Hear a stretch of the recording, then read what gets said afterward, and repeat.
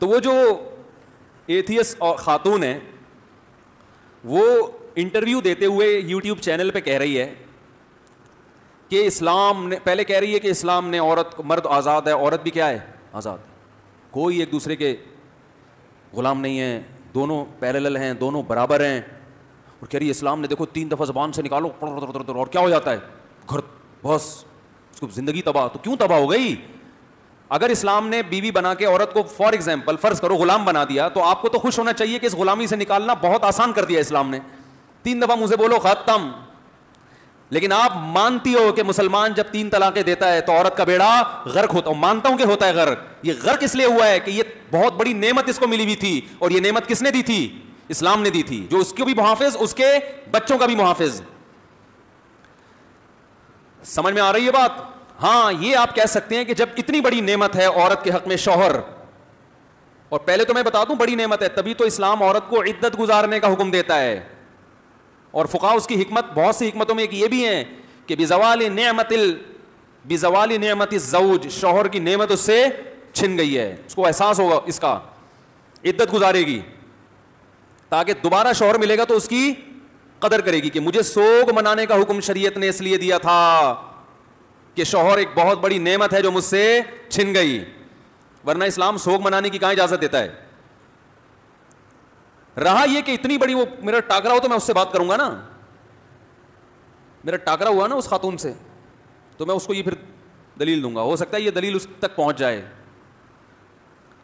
تو یہ ایک الگ بات ہے کہ اتنی بڑی نعمت ہے تو اسلام نے اس نعمت کو ختم کرنے کو اتنا آسان, بولو بھائی, بولتے کیوں نہیں, کیوں بنایا کہ بس 3 دفعہ 20 سال کے رشتے 3 دفعہ زبان سے لفظ بولا اور ہمیشہ کے لیے ختم, اتنا آسان کیوں کیا؟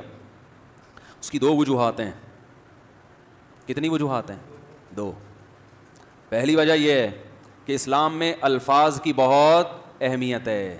اسلام آپ کے جو زبان سے نکلے ہوئے الفاظ ہیں ان کو ویلیو دیتا ہے, لہذا اسلامی معاشرے میں کامیاب زندگی گزارنے کے لیے آپ کو اپنی زبان کی حفاظت کرنی پڑے گی. اور یہ صرف اسلام میں نہیں ہے, ہر کامیاب ادارے میں یہی اصول ہے کہ زبان سے نکلے ہوئے الفاظ ریورس نہیں ہوتے, ورنہ ایک بھیڑ چال چل جائے, بھیڑ چال والا نظام ہوگا.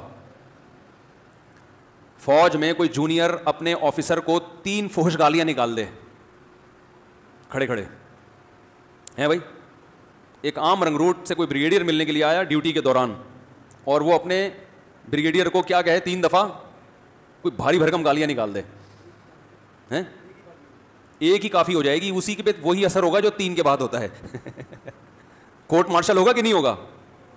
ایسی کی چمڑی ادھیڑ دیں گے اس کی, ایسی کی تیسی ہو جائے گی.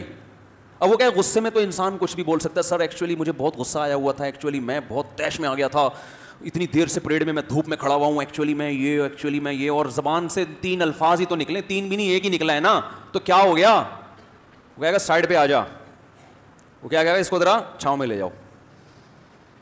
وہ کہے گا آج تک فوج کی تاریخ میں ایسا کسی کی زبان سے لفظ نہیں نکلا, اور جس سے نکلا ہے تو اس کا بیڑا بھی غرق ہوا ہے. وہ یہ اتنے سارے جو کھڑے ہوئے ہیں ان میں سے کسی کی زبان سے نہیں نکلا, حالانکہ یہ بھی دھوپ میں کئی گھنٹوں سے کھڑے ہوئے ہیں. اس کی وجہ ہے کہ ان کو پتا ہے کہ یہ زبان سے لفظ نکلے گا تو اس کا نتیجہ کیا نکلے گا,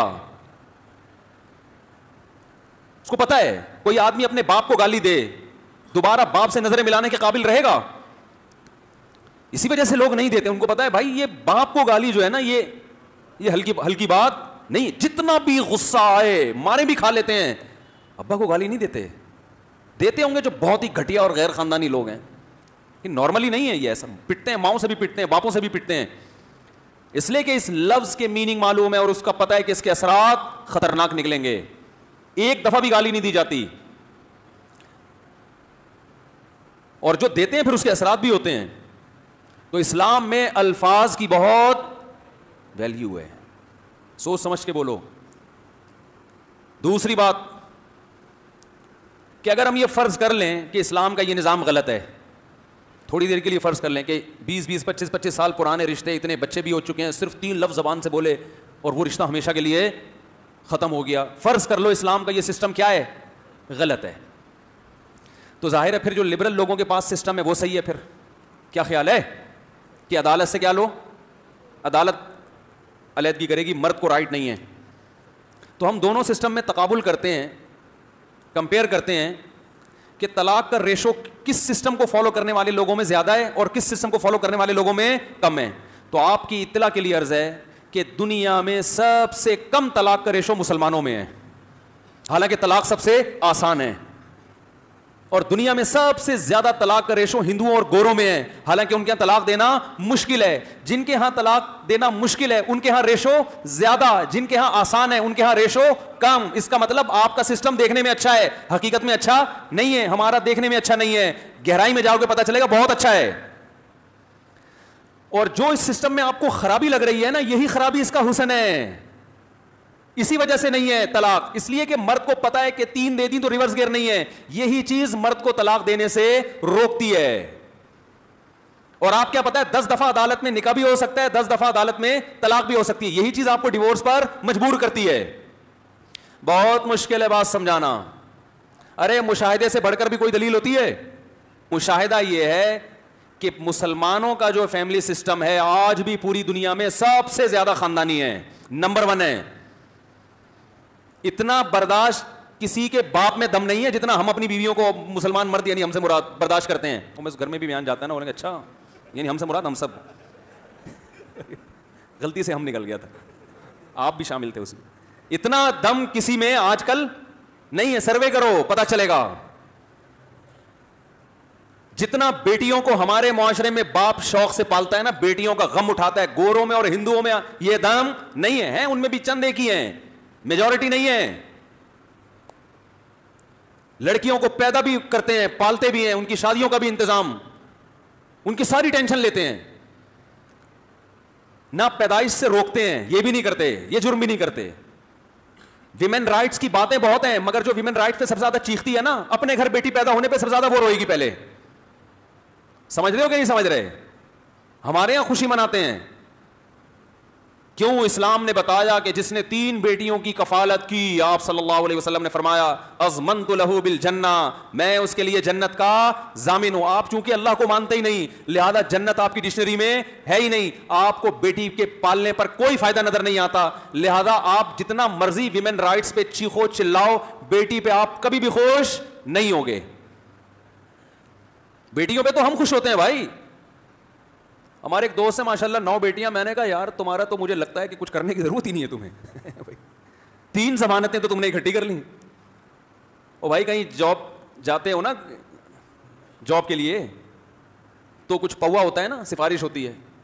ایک آفیسر کی سفارش مسترد کر دی, دوسری لے آئے گا آدمی, تیسری لے آئے گا, تو کسی نہ کسی کی تو چلے گی نا. اس کا یہ مطلب نہیں کہ اب کچھ بھی نہیں کریں. جنت میں جانے کے سارے اسباب اختیار کرے انسان, جہنم سے بچنے کے سارے اسباب اختیار کرے. اسباب تو سارے اختیار کرنے. اب قیامت میں کون سا تکا لگ جائے؟ بہت سو کی بیٹیاں بخشوا دیں گی ان کو. حدیث کے الفاظ دیکھو, جس نے بیٹیوں کی کفالت کی, کن لہو, کیا الفاظ ہیں یار, کن لہو حرزم من النار. فرمایا اس کے اور جہنم کی آگ کے درمیان میں دیوار بن جائیں گی, رکاوٹ بن جائیں گی. یہ نہیں ہے اللہ, یہ نہیں ہو سکتا. حرزم من النار, رکاوٹ بن جائیں گی. آپ کسی رکاوٹ کسے کہتے ہیں؟ رکاوٹ کہتے ہیں آپ کا ٹریک تو وہی ہو, جاؤ اس طرف رہے ہوں. جیسے آپ جا رہے ہوتے ہیں, کسی گلی میں مڑنا ہوتا ہے, آپ کی نیت یہی ہے اسی گلی میں گھسنا ہے, لیکن بیریئر لگا ہوتا ہے. آپ کہتے ہیں یار چاہتا تو ہوں مگر اس بیریئر کی وجہ سے نہیں جا سکتا. کیا مطلب؟ وہ گناہگار باپ جو اپنے عمل سے یہ ثابت کیا اس نے کہ میں جہنم میں جانا چاہتا ہوں, عمل اس کو کہاں لے کے جا رہا ہے؟ جہنم. لیکن بیریئر کس کا ہوگا؟ بیٹیوں کا بیریئر ہوگا جو اسے روک دیں گی. تو ویمن رائٹس, بہت میڈیا پہ بکواسات کی جا رہی ہیں اسلام کے خلاف. بہت کچھ لبرل لوگ اسلام خواتین کے حقوق کے نام پہ بیڑا غرق کر رہے ہیں. اور وہ محترمہ یہ بھی فرما رہی تھی کہ اسلام نے عورت پہ اتنے ظلم کیے, مگر پھر بھی حیرانگی ہوتی ہے پاکستان میں عورتیں اسکارف لیتی ہیں اور مذہب کو فالو کرتی ہیں. یہ صرف برین واشنگ ہے. ان مولویوں نے عورتوں کا برین کیا کر دیا ہے؟ واش کر دیا, کہ ان سے سارے حقوق چھین کے بھی ان کو اسلام اچھا لگ رہا ہے. نہیں آ رہی بات؟ کیسا زہر گھولا جا رہا ہے, کیسا زہر گھولا جا رہا ہے. اعتراض سمجھ میں آیا؟ وہ جو ایتھیس خاتون ہے وہ کیا کہہ رہی ہے کہ سوال ہوتا ہے نا, پھر بھی اتنی عورتیں, جب اسلام نے عورت پہ اتنا ظلم کیا ہے, اس کو مرد کے ماتحت بنا دیا, اور مرد کے خرچے پہ پل رہی ہے. مرد کے خرچے پہ پلنا یہ ظلم ہے ان کی نظر میں. کسی اور کے خرچے پہ آپ اگر پلتے ہو تو ظلم ہے یا مزے ہیں؟ مزے ہیں بھائی. پھر اولاد کا خرچہ بھی باپ پہ مت ڈالو. بولے ظلم ہے, اسلام نے جو باپ کو کہا ہے کہ بچوں کو کھلائے گا, نا نا نا, بچے خود کمائیں گے, یہ گورنمنٹ دے گی ان کو. تو میرے بھائی اسلام میں جو آزادی ہے وہ آپ کو دنیا میں کہیں نظر, بولو بھائی, نہیں آئے گی. اسلام نکاح طلاق کے معاملے میں گورنمنٹ کی مداخلت برداشت, بولو بھائی, کہتا ہے یہ پرسنل معاملہ ہے, اس میں عدالت کو ٹانگ اڑانے کی اجازت, عدالتیں جو خلا کی ڈگریاں پکڑا رہی ہیں اسلام کہتا ہے اس کی اجازت نہیں ہے. آپ کی بیوی عدالت چلی جائے, جج صاحب فوراً خلا پکڑا دیں گے. یہ آزادی ہے, یہ غلامی ہے, یہ گورنمنٹ کی غلامی ہے کہ جو مہر آپ نے خرچ کیا ہے بھائی, آپ نے اس کو اپنے گھر میں تحفظ دیا, اب وہ جج کی مرضی سے آپ کے نکاح سے نکل گئی, تو یہ آزادی تھوڑی ہے, یہ تو آپ کو حکومت کا غلام بنا دیا کہ آپ اپنی بیوی کے مالک بھی نہیں ہو. آپ کہہ سکتے ہو بیوی کو بھی تو آپ کا غلام بنا دیا, نہیں بنایا, صرف نکاح کے معاملے میں ماتحت بنایا ہے, غلام نہیں بنایا, ماتحت بنایا نکاح کے معاملے میں کہ چونکہ اس پہ کچھ ذمہ داریاں ڈالی ہیں لہذا کچھ چیزوں کی اطاعت آپ نے کرنی ہے. خیر, تو میں یہ عرض کر رہا تھا کہ اسلام نے ہمیں انسانوں کی غلامی سے نکال کے کس کا غلام بنایا؟ اللہ کا. اور رائٹ انسانوں کو دیے ہیں, حکومت کو رائٹ حکومت سے چھینے ہیں.